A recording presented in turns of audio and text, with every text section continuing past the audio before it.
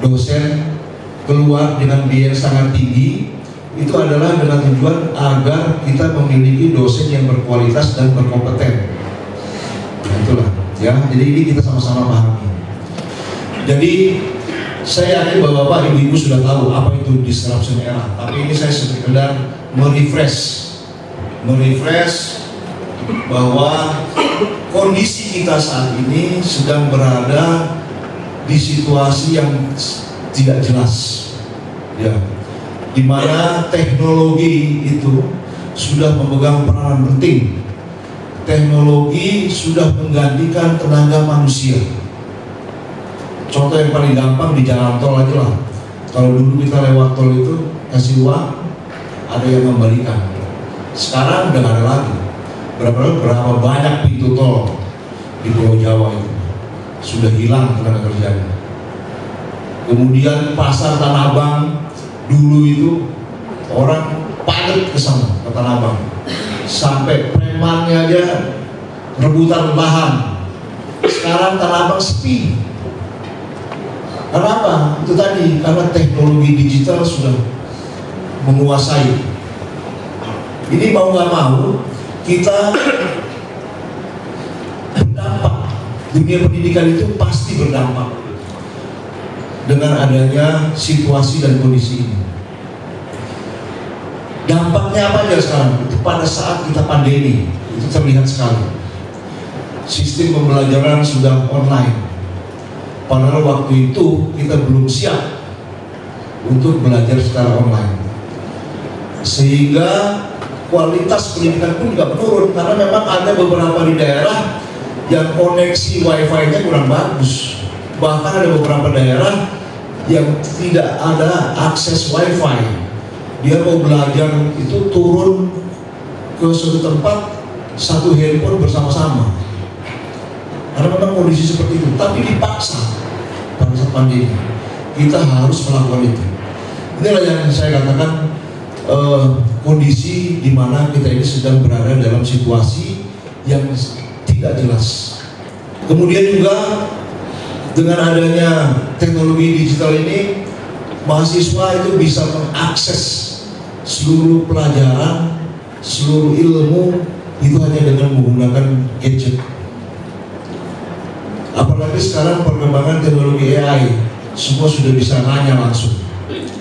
Nantinya itu dokter itu bisa nggak laku, karena semua nanya AI, keluhannya ini keluarlah obatnya. Sekarang aja orang halodoc aja lah, orang sudah menggunakan halodoc, sudah langsung keluar resepnya, ini bayar. Artinya ini situasi ini tidak bisa kita hindari. Situasi ini tidak bisa kita hindari, sehingga tidak menutup kemungkinan, ya, tidak menutup kemungkinan loh ini ya. Nanti itu perguruan tinggi itu nggak ada kampusnya, hanya namanya aja perguruan tinggi. Karena sistem pembelajarannya sudah bisa diakses dari mana aja. Ini situasi ini yang harus kita menyiapkan diri. Bagaimana UHT ini beradaptasi dengan situasi yang dimana perkembangan teknologi ini sudah sedemikian pesatnya. Jadi dilihat nanti di para dekan di fakultasnya itu, mana-mana yang memang dengan kita bandingkan dengan kondisi saat ini gitu, mana-mana yang harus saya kembangkan supaya di fakultasnya itu tidak ketinggalan terhadap teknologi, sehingga harus mau tidak mau kurikulumnya diupdate dengan sesuai kondisi sekarang. Kemudian juga kita harus bisa menekankan pendidikan yang berkarakter pada para mahasiswa. Jadi bukan hanya kita beri ilmu supaya dia jadi pintar, tapi dia juga harus punya karakter. Jadi pada saat dosen mengajar, tolonglah 10 menit berikan motivasi para dosen kepada mahasiswa. Bentuk karakternya. Karakter yang bagaimana? Tentunya karakter yang baik, karakter yang religius, karakter yang berpancasila, karakter yang baik.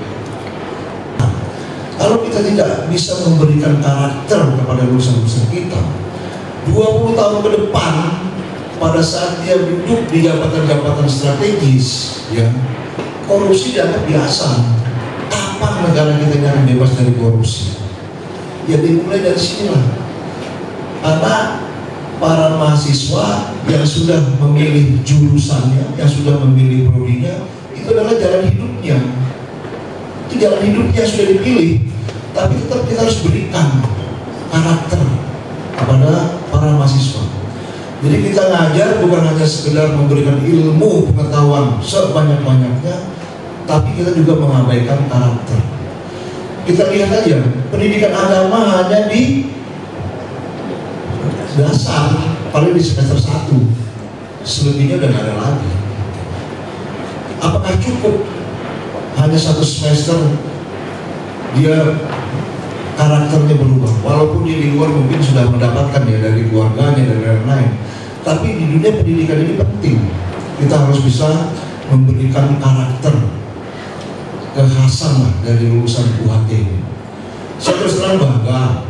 Saya beberapa kali ketemu dengan orang itu, rata-rata mereka menyampaikan bahwa saya melihat mahasiswa UHT itu sopan-sopan, saya melihat mahasiswa UHT itu santun, beda dengan perguruan tinggi ini yang mahasiswanya urakan, yang mahasiswanya ini gitu, beda.